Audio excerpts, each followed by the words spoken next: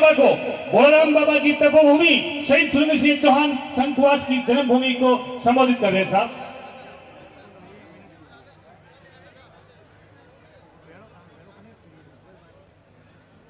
श्री बोलाराम बाबा मेला महोत्सव संखवास के अंदर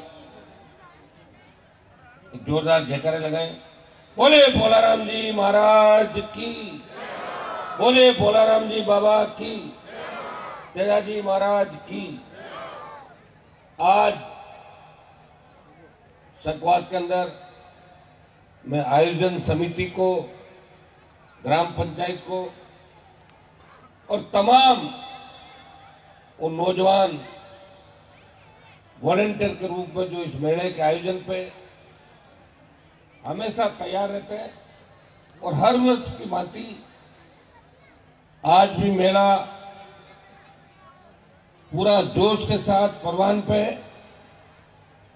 और मुझे लंबे समय बाद आज दोबारा बोलाराम जी महाराज के दर्शन का मौका मिला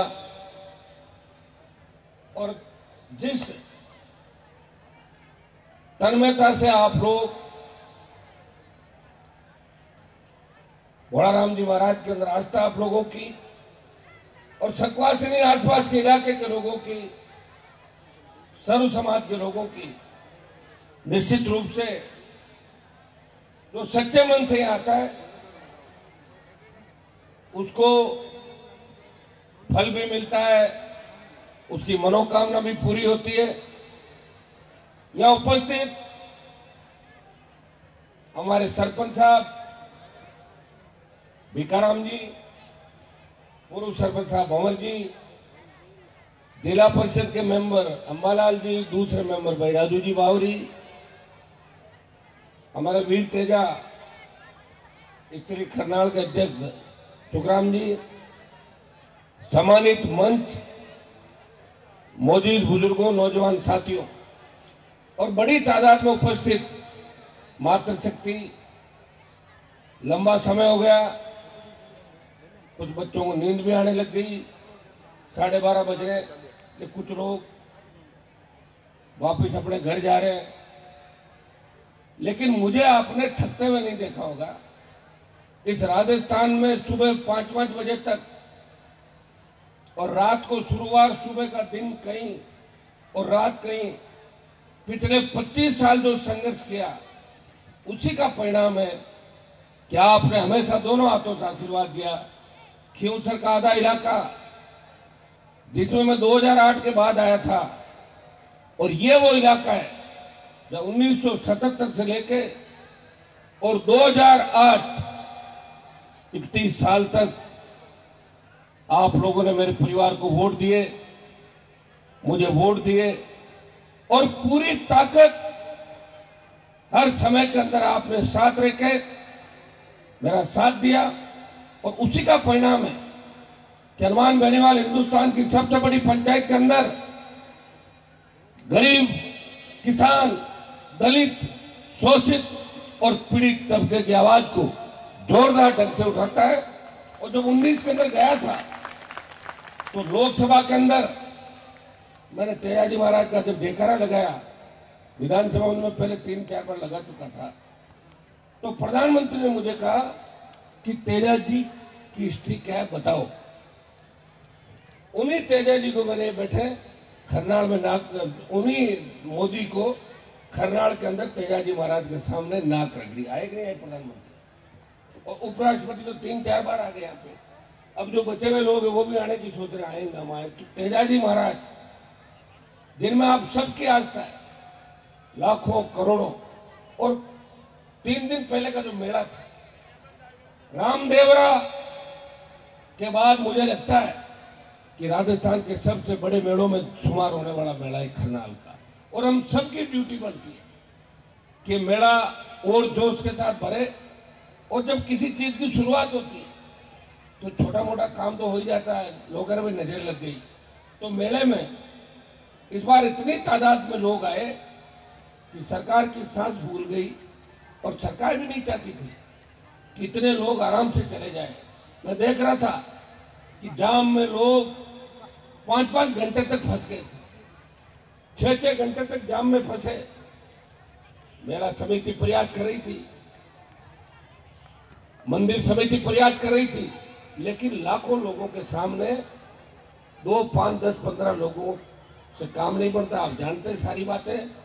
मेला जिस तरीके से भर रहा है, जिस तरह तेजाजी महाराज में आस्था आप लोगों की है, ये नागौर जोधपुर का जो हाईवे है, ये 4 लेन बढ़ के और खरनाल बाकरोल से जितने भी बड़े गांव आते जहाँ चौराहे मिलते हैं, कम से कम खरनाल का जो फ्लाईओवर बने वो 1 से 1.5 किलोमीटर लंबा फ्लाईओवर बने, ताकि लोगों को आराम से व्हीकल भी चलते रहे, अपना मेला भी बढ़ता रहे।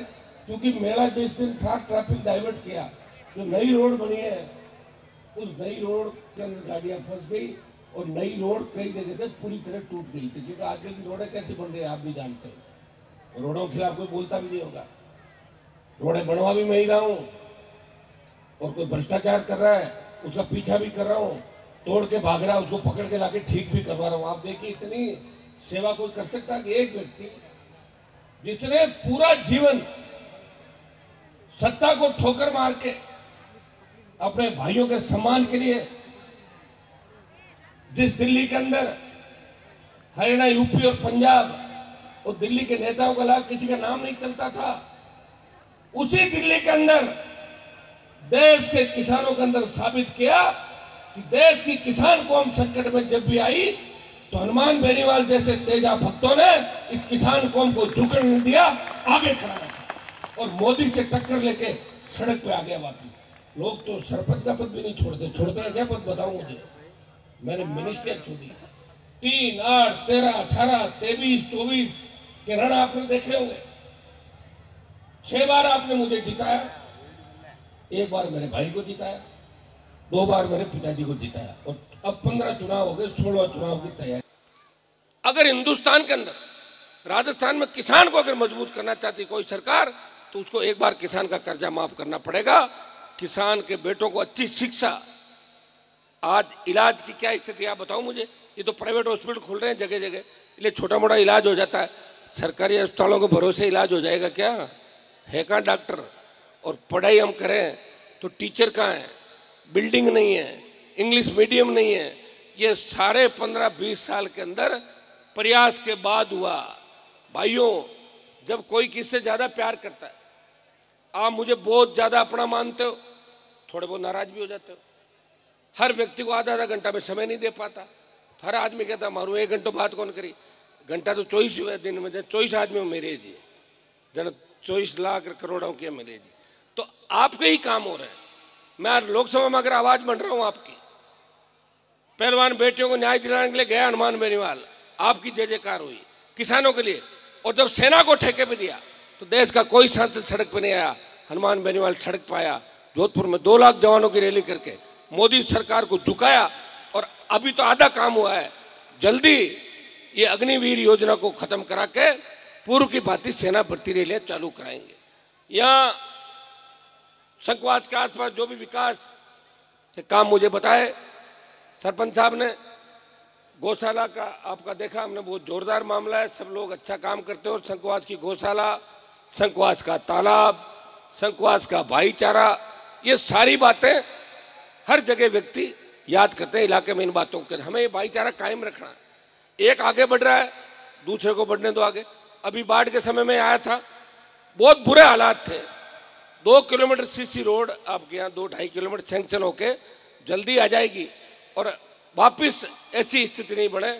मैं प्रयास ये करूंगा कि संकवास की कोई भी जो बड़ी गली है वो बिना सीसी के नहीं रहे, कंप्लीट सीसी करवा देंगे। जहाँ जहाँ इन गलियों के अंदर पूरी आपकी बड़ी रोड और गलियां, चाहे वो कोई सा भी मोड़ लाओ, तो सीसी रोडें बने। सरपंच साहब को मैं आश्वस्त करूंगा कि आपने अच्छा काम कराया 2 दिन के अंदर। अभी तो घर से ही लगाए इन्होंने ब्लॉक, मेरे कान में कह रहे थे, मैंने कहा चिंता मत करो, आपने घर से लगा दिए तो आपका अकेले के नहीं लगने देंगे, हम करा देंगे कुछ न कुछ ब्लॉक का भी आपका सारा काम करेंगे। और 15 से 20 लाख रुपए आप एस्टिमेट बना के दे दें संकवास पंचायत को। कल या परसों में मैं MP कोटे के पैसे निकालूंगा, तो 15 से 20 लाख रुपए संकवास पंचायत के अंदर विकास के लिए मैं, और मेरी तरफ से दूंगा, आपका ही पैसा है, मेरा पैसा नहीं है, लेकिन चूंकि एमपी हूं तो पूरे जिले के लोग उम्मीद करते हैं कि एमपी हमारे भी हैं, तो जिले में भी जाएगा। थोड़ा खींवसर का चुनाव है तो खींवसर में ज़्यादा जाएगा। मैं आपके यहाँ हूँ तो आप जबरदस्ती ले लेते हो मेरे से। नहीं माडे कोश लो है। भाइयों, मैं आपको धन्यवाद दूंगा, विशेषकर माताओं बहनों, कि आपके अंदर जो हमारी बेटियां अब पढ़ने लिखने लगी। जब मैं यूनिवर्सिटी में राजनीति करता था तो नागौर के 70 बोर्ड थे पूरे। आज 4000 लड़के लड़कियां नागौर के पढ़ रहे हैं। कहां पे? राजस्थान यूनिवर्सिटी के अंदर। जोधपुर अजमेर में तो अंदाज ही नहीं। यह शिक्षा की क्रांति आई है 1997-98 के बाद। और अब जब क्रांति आई है तो निश्चित रूप से आने वाला समय आपका है। नौजवानों को एक ही आग्रह करूंगा कि नशे की प्रवृत्ति से दूर रहना है, बचना है नशे से। इसमें एमडी, गांजा, चरस, अफीम, इन सब से बचना है। भाइयों, सरकारें कैसी साजिश करती है आपको पता है कि मेरे पे 3 बार हमले हुए। पहले सिर्फ साजिश थी कि हनुमान जी पे हमला कराओ, 2-4 मर जाए, हनुमान जी बदनाम हो जाए और हनुमान जी को जेल में डाल दो ले जाके कि भाई इसने आदमी मरवा दी। यही तो मेले के अंदर हुआ था। आज वीडियो जो वायरल हो रहे हैं, टीवी चैनलों पर चल रहे हैं, कि पहले ही तय हो गया कि सभा करानी ही नहीं और हनुमान को रोकना है। क्यों रोकना भाई बताओ मुझे? एक मैं ही हूं जो देश के अंदर आपके लिए हूं। जब राजस्थान और देश गर्व करता है कि हनुमान हमारा भाई है जो नागौर की धरती से आता है, अगर मुझे रोकने की कोई बात करेगा इसका मतलब उसके मन के अंदर खोट है। ये खींवसर पड़ा, ये चुनाव पड़े, मेहनत करो, लड़ो, कौन तुम्हें रोक रहा है? और भारतीय जनता पार्टी की सरकार की इतनी औकात नहीं कि हनुमान बेनीवाल को रोक सके। ये भजनलाल जो वसुंधरा के आगे पानी पिलाता था, जब वसुंधरा को मैंने उसकी नानी याद दिला दी तो भजनलाल की औकात क्या है राजस्थान के अंदर है? हनुमान बेनीवाल को झुकाएगा। भाइयों, तैयार हो जाओ एक और लड़ाई लड़ने के लिए। और मुझे पूरा भरोसा है कि खींवसर का, नागौर का, राजस्थान का जवान जिस तरह तेजा जी के जयकारे के साथ आगे बढ़ता है, शेड्यूल कास्ट के मेरे भाई, मुस्लिम भाई और सर्व समाज जिस तरह हनुमान बेनीवाल को अपने भाई के रूप में मानता है, उसी तरह वो इस लड़ाई को भी जीतेगा। अभी तो देखो, मेरे अगर इस चुनाव का ही मकसद होता तो मुझे तो उम्मीदवार खड़ा कर देना चाहिए। मुझे कौन रोकने वाला? बीजेपी कांग्रेस में तो चर्चा करेंगे, मुझे तो तुम 5 लोगों से बात करनी, 10 से करनी, 20 से करनी। लेकिन मैंने क्या कहा, हमेशा पिछला चुनाव जो था उसमें मैंने कहा कि मेरे घर से बाहर निकालो, किसी को ले आओ और मैं उसकी मदद कर दूंगा, उसके वोट मांग लूंगा। लोगों ने कहा नहीं साहब, अगर बाहर दिया तो हम चुनाव आपको नहीं जिताएंगे, हम कांग्रेस पार्टी को जिताएंगे। आपके कहने के बाद मेरे परिवार से भाई को मैंने खड़ा किया। और अब की बार भी आपको कहता हूं कि खींवसर की जनता तय करेगी कि राष्ट्रीय लोकतांत्रिक पार्टी का उम्मीदवार कौन होगा। आपसे बात करूंगा मैं। इस तरह कांग्रेस और बीजेपी की तरह चुपके से मंदिर में मीटिंग लेके 15 लोगों से पूछ के जाके और टिकट जारी नहीं करूंगा। आप सबसे पूछूंगा और जो आप चाहोगे वही होगा। मैं फिर आपको कह रहा हूं, आप मुझे कोई भी दूल्हा बना के दे दो, मैं उसको उसके लिए वोट मांगने से लेके सारा काम भी करूंगा। लेकिन इतना ध्यान रखना, जीत जरूरी है। अगर खींवसर के अंदर आरएलपी हारती है तो देश में किसान को मारती है। इस बात का भी आपको ध्यान रखना है। छोटी मोटी बातें अगर रही, कई लोग हमारे छोटे छोटे नाराज हो जाते हैं, साहब आगे ब्याह में कौन आया, फलाना कौन। अरे नहीं आए होंगे साहब ने तो ब्याह खुद का ही कितना लेट किया था, आप ये तो बताओ यार। मैं तो भूल ही गया था कि मेरी शादी भी मुझे करनी, बताओ। आपके लिए पूरा जीवन समर्पित कर दिया। अगर ब्याह में नहीं आया बेटा के तो पोता का आ जाऊँ और कोई सवामणि में आ जाऊँ, बाद में आ जाएंगे। अब कई लोगों का तो काम का ही है, नींद आवे को नहीं, 4 बजे ले मोटरसाइकिल गाड़ी निकल जाए, सुबह शाम फिर जाए अगला, मतलब फिर घर जाना। और एक व्यक्ति ऐसा है जो नागौर में उठता है और हजारों लोगों को अपने घर पर सुनवाई करता है, सरकारों के खिलाफ सुनवाई करता है। मेरे पास जो भी काम आएगा वो तो मोदी के खिलाफ का काम आएगा, भजनलाल के खिलाफ का आएगा। कोई लड़ रहा है क्या आपके लड़ाई? दूसरा देखे क्या कांग्रेस के नेता कहां गए राजस्थान के अंदर? एक भी कांग्रेस का नेता अगर ये कह दे कि मैं ट्यूबवेल खुदवा दूं, बजट का ला तो मुझे बता देना। अगर कह दे कि मैं गाड़ी छुड़वा दूं, मैं जानता हूं ना, मैं तो सारी पार्टियों के आसपास रहा हूं भाई। एक व्यक्ति है जो सत्ता के ठोकर मार के और आपके काम भी करवाता है और आपको कभी ना नहीं देता और आपके सम्मान को कभी कम नहीं होने देता। 5 आदमी किसी भी जाति का आके कह देते हैं हनुमान जी माँ का समाज को मामलो है, थाने मदद करनी है, आप तो बताओ क्या मदद करनी है, तुरंत खड़ा हो जाता हूँ, चाहे सामने कोई भी हो। कई बार अन्याय अत्याचार होते हैं, जब मैं जाता हूँ रोड पे बैठता हूँ आंदोलन के अंदर, तो मुझे पता लगता है कि जिनको गिरफ्तार किया जा रहा है मुलजिम में वो तो मेरे समाज के ही हैं, लेकिन उनको पकड़वाता हूँ मैं। ऐसा नहीं कि भाई जाट समाज के मुलजिम तो हनुमान जी ने छुड़वा दिए। ये रोज पढ़ते हो कि नहीं पढ़ते हो आप? एक आंदोलन नहीं, हजारों आंदोलन किए राजस्थान के अंदर, हमेशा आपके लिए लड़ा, सजा भी हुई, कोर्ट ने बरी किया, चुनाव पर संकट आ गए थे, लेकिन मैं कभी रुका नहीं, झुका नहीं और पीठ दिखा के भागा नहीं और किसी की पीठ में खंजर मारा नहीं। मेरे साथ घूम लिए साल 2 साल 4 साल, हर कोई कह रहा है कि हनुमान जी को नेता हमने बनाया है। कहाँ से बनाया? तू खुद कब नेता थे? पहले अपना हिस्ट्री देखो, इतिहास देखो भाई। इस देश को आज़ाद किसने कराया? कोई आदमी बैठा बैठा कहते मैंने देश को आज़ाद कराया, कहाँ से कराया? फिर भगत सिंह जी ने क्या करवाया था आप बताओ? कोई कह रहा हमने ये प्रथा खत्म कर दी, तो सरदार वल्लभ भाई पटेल ने क्या करी? जागीरें किसने खत्म करी थी?